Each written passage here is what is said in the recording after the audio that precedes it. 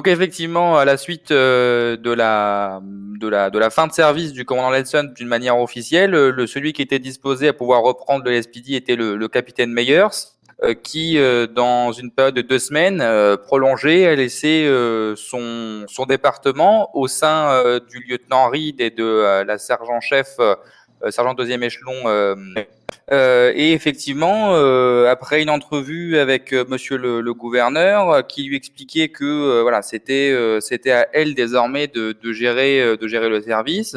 Il y a eu un conflit, si vous voulez, entre ce qu'une lieutenante normalement ne peut pas faire au vu de son grade. Alors effectivement, elle est dans l'état-major, mais elle n'est pas disposée à pouvoir faire traiter les dossiers de fond en ce qui concerne l'administratif. Hein, c'est pas son rôle. C'est plutôt le rôle du commandant et du capitaine.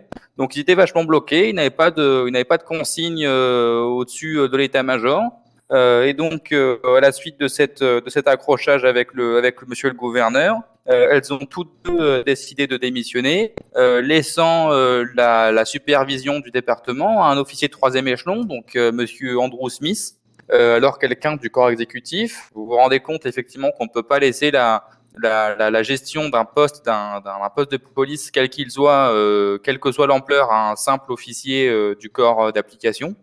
C'est pour cela que monsieur le gouverneur a pris la décision de dissoudre le LSPD, de renvoyer les effectifs LSPD vers chez moi, donc vers le LSSD, afin qu'il soit réintégré, bien sûr. Alors, est-ce que cette phase est encore temporaire? Est-ce qu'elle est définitive? Moi-même, je ne sais pas.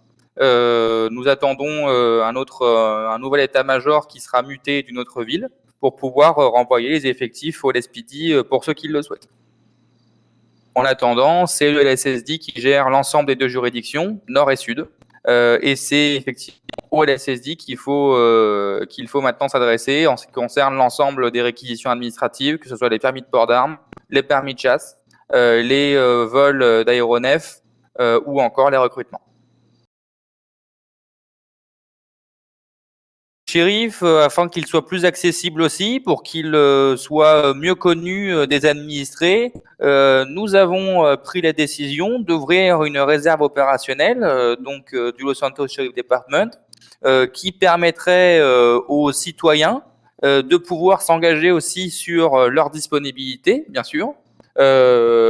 Donc, il dépose un dossier au sein du LSSD. Plusieurs conditions de l'ordre de l'administratif et du judiciaire sont exigées, notamment le casier judiciaire qui doit être vierge, la nationalité américaine, l'âge également qui va bien, minimum 21 ans.